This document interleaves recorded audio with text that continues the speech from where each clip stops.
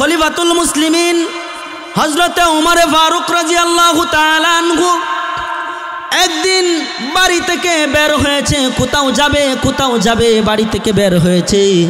বের হয়ে যাওয়ার সময় পথিমধ্যে তিনি গিয়ে দেখে রাস্তার ধারে একটা যুবক সাহাবী বসে বসে কান্নারত অবস্থায় আছে, কান্না করতেছে, চোখের পানি ফেলতেছে। ওমর রাদিয়াল্লাহু তাআলা আনহুর কঠিন হৃদয়টাও সেই যুবকের কান্না দেখে নরম হয়ে গেল। ওমর রাদিয়াল্লাহু তাআলা আনহুর দিলটা এত শক্ত ছিল, এত শক্ত দিলেন মানুষ ছিলেন হযরতে উমর। একটা উদাহরণ দিলেই খুব সহজে বুঝবেন। যখন যুদ্ধের ময়দানের যুদ্ধ হওয়ার পরে যখন অনেকগুলো কাফের মুশরিকেরা মুসলমানদের হাতে বন্দী হয়ে গিয়েছিল, বন্দী হওয়ার পরে নবীজি সাহাবায়ে কেরামকে ডেকে এনে বললেন, পরামর্শ করলেন, ও সাহাবায়ে কেরাম, এই যে যারা আমাদের হাতে বন্দী হয়েছে তাদের ব্যাপারে কি করা যায়? সেই দিন হযরতে উমর ফারুক রাদিয়াল্লাহু তাআলা আনহু নবীজিকে পরামর্শ দিয়েছিলেন, নবী, এখানে যারা আমাদের হাতে বন্দী হয়েছে এরা আর কেউ না আমাদের কারো না কারো আপনজন। আপনি প্রত্যেকটা মানুষকে প্রত্যেকের আপনজনের কাছে বুঝিয়ে দেন। আর এরা যেহেতু আল্লাহর দুশমন, প্রত্যেকটা আপনজন তাদের গলাটাকে কেটে আল্লাহর মুহাব্বতের পরিচয় দিয়ে দিবে। কতটা শক্ত ছিল উমর রাদিয়াল্লাহু তাআলা আনহুর দিল। সে উমর ওই যুবকের কান্না দেখে দিলটা নরম হয়ে গেল। উমরের চোখে পানি চলে আসলো। উমর ডাক দিয়ে বলে, ও যুবক, তুমি এত পরিমাণে কেন কাঁদো? তোমাকে কি একটু সান্ত্বনা দিতে পারি কিনা? যুবক ডাক দিয়ে বলে, ও আমার সাথী ভাই সাহাবী, তুমি যদি আমাকে সান্ত্বনা দিতে চাও তাহলে চলো আমাকে নবীজির দরবারে নিয়ে যাও। আমি এত বড় অপরাধ করেছি, এত বড় অন্যায় করেছি, আমার অপরাধ কি আল্লাহ তাআলা মাফ করবে কিনা এটা যদি আমাকে তুমি শুনাইতে পারো তাহলে আমাকে সান্ত্বনা দিতে পারবা। খলিফাতুল মুসলিমিন হযরত উমর ওই যুবকটাকে নিয়ে নবীজির দরবারে গিয়ে হাজির হয়ে গেল। হাজির হওয়ার পরে নবীজি একটা ঘরের ভিতরে অবস্থান করতেছিল, খানায় কাবার ভিতরে অবস্থান করতেছিল। হযরত উমর যুবকটাকে বলল, ও যুবক, তুমি এখানে একটু বসো, আমি নবীজির দরবার থেকে আসি, কি খবর একটু জেনে আসি। খলিফাতুল মুসলিমিন হযরতে উমর রাদিয়াল্লাহু তাআলা আনহু নবীজির কাছে গেলেন। নবীজির কাছে যাওয়ার পরে নবীজি বলতেছে, ও উমর, তোমার চোখে কেন পানি? তখন উমর ডাক দিয়ে বলে, ও আল্লাহর পয়গম্বর, এক যুবককে আপনার দরবারে নিয়ে এসেছি। ওই যুবকের কান্না দেখে আমি আমার কান্না থামাতে পারি নাই, আমি আমার কান্না ফিরাইতে পারি নাই। ওই যুবকটাকে আপনার দরবারে নিয়ে এসেছি। তখন নবীজি বলল, উমর যাও ওই যুবকটাকে আমার কাছে নিয়ে আসো। যুবকটা নবীজির দরবারে গিয়ে হাজির হইল। হাজির হওয়ার পরে নবীজি ডাক দিয়ে বলে, ও যুবক, তুমি কাঁদো কেন? তখন যুবক ডাক দিয়ে বলে, ও আল্লাহর নবী, আমি এমন অপরাধ করেছি, আমি এমন অন্যায় করেছি, যেই অন্যায়ের কথা আমার স্মরণ হওয়ার পর থেকে আমি এখনো পর্যন্ত বাড়িতে যাই নাই, আমি এখনো পর্যন্ত আমার পিঠটাকে বিছানার সাথে লাগাই নাই। আমি রাস্তার ধারে বসে বসে কান্না করতেছি যে আমি কত বড় অপরাধ করেছি।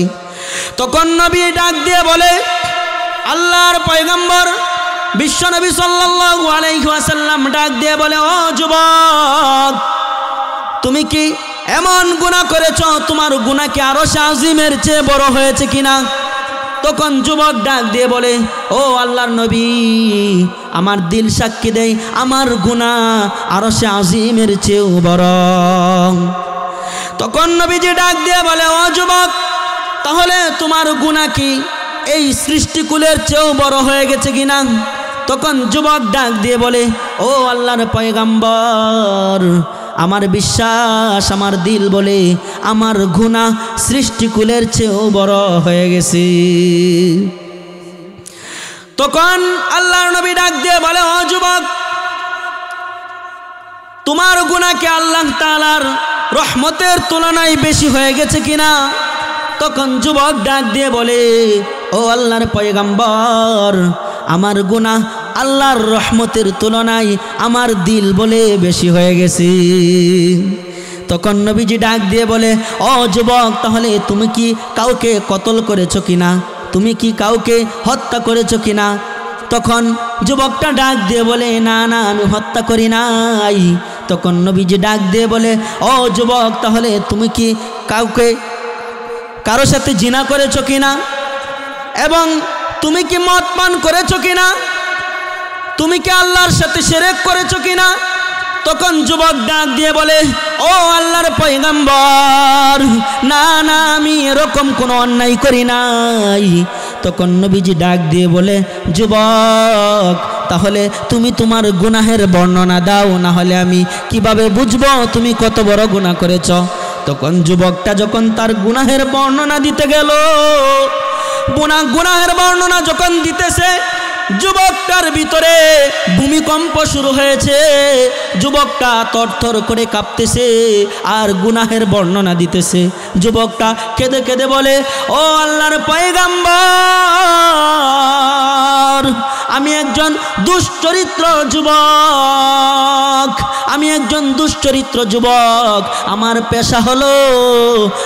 পেশা হলো যারা মৃত্যুবরণ করে, যারা কবরে চলে যায়, তাদের কবর থেকে প্রত্যেকটা কবরের ভিতরে আমি ঢুকে ওই কবরের যাত্রীটার কাফনের কাপড়গুলো খুলে খুলে এগুলা বাজারে বিক্রি করে আমি আমার পরিবার সংসার চালাই।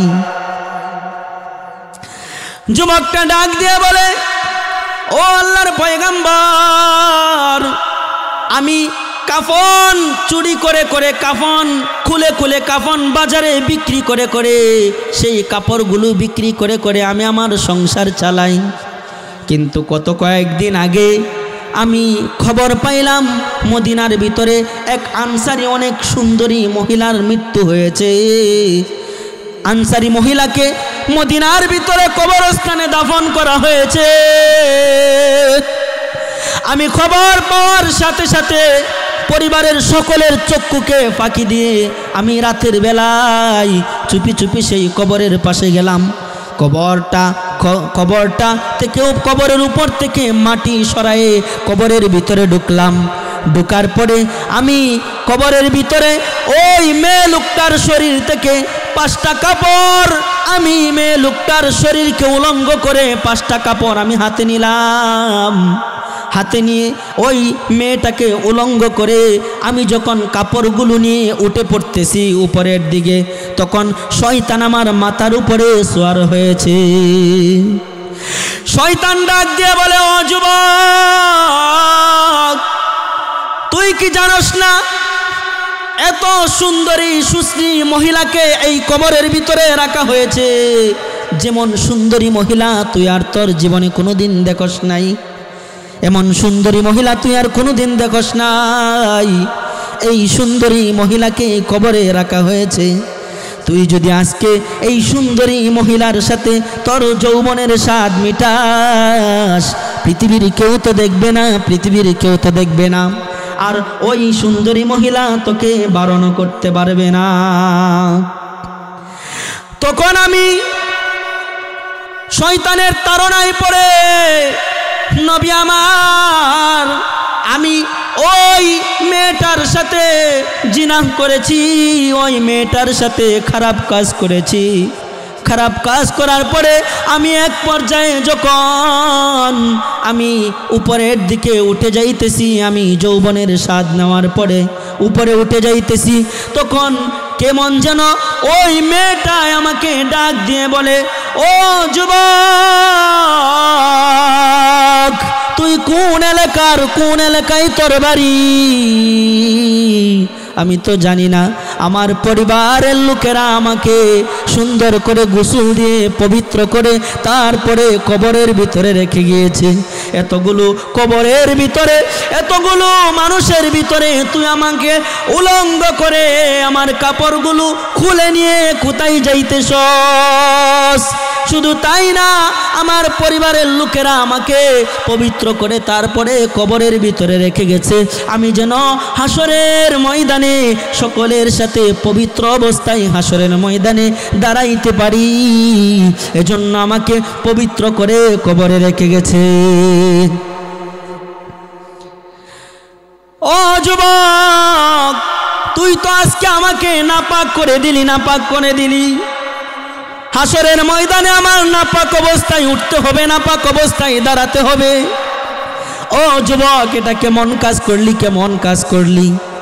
যুবকটা ডাক দিয়ে বলে, ও আল্লাহর নবী, সাথে সাথে আমার জ্ঞান চলে আসলো। আমি কাফনের কাপড়গুলো হাত থেকে ছেড়ে দিয়ে তাড়াতাড়ি করে আমি কবরের উপরে উঠলাম।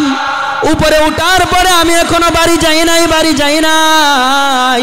আমি রাস্তার ধারে বসে বসে কান্না করতেছি, আমি কত বড় অপরাধ করেছি, কত বড় অপরাধ করেছি।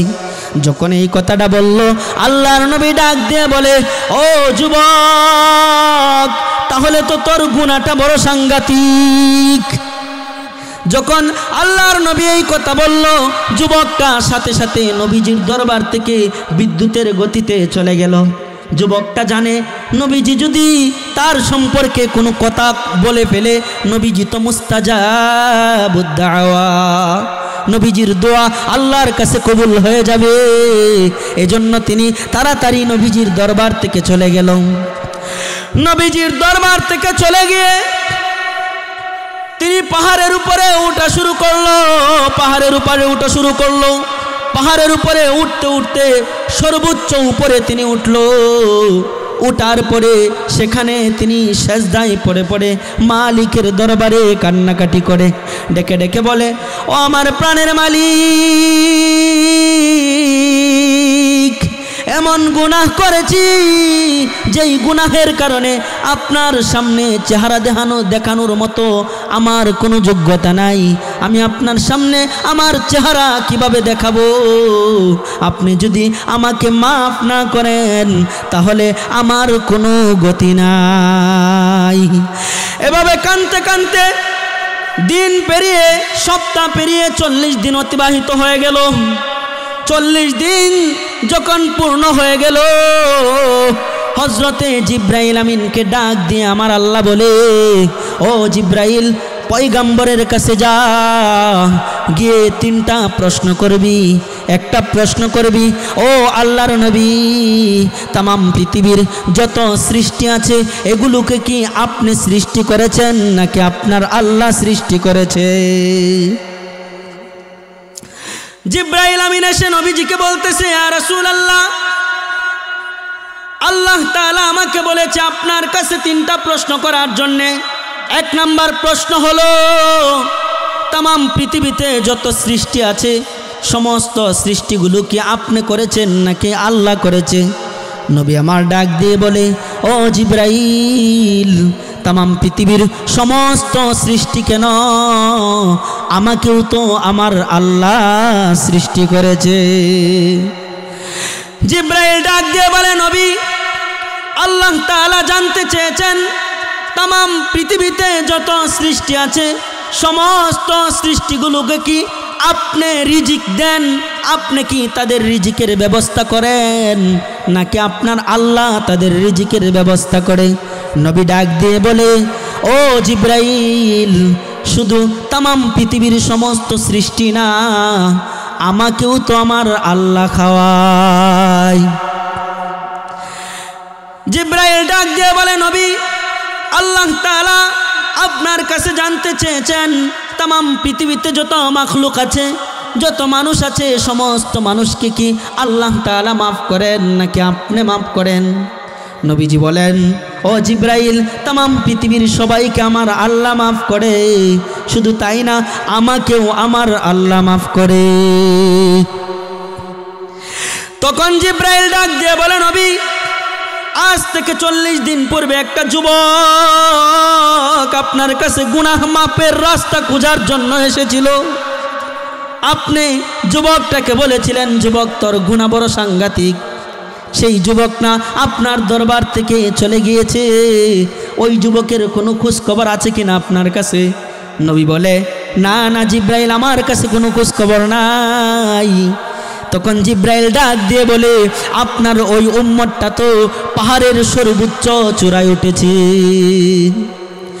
পাহাড়ের সর্বোচ্চ চূড়ায় উঠে মালিককে ডেকে ডেকে বলে, ও মালিক, আমি আমার সাধ্য অনুযায়ী পাহাড়ের চূড়ায় উঠেছি, আরও যদি উঠতে পারতাম, সুযোগ থাকতো, তাহলে আমি আপনার কুদরতি পা জড়ায় ধরে আমি কান্না করতাম।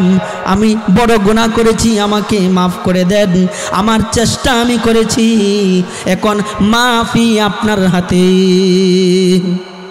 জিব্রাইল ডাক দিয়ে বলে, ও আল্লাহর পয়গম্বর, আপনি বড় বড় কয়েকজন সাহাবীকে পাঠিয়ে ওই যুবকটাকে ডেকে আনেন এবং আপনি ঘোষণা দিয়ে দেন, ওই যুবকটার তামাম জিন্দেগির সমস্ত গুনাহ আল্লাহ তাআলা মাফ করে দিয়েছে। আল্লাহর পয়গম্বর সাহাবায়ে কেরামকে দিয়ে ওই যুবকটাকে ডেকে এনে নবীজি ঘোষণা দিয়ে দিলেন, ও যুবক, আল্লাহ তাআলা তোমার জিন্দেগির গুনাহ আল্লাহ তাআলা মাফ করে দিয়েছেন।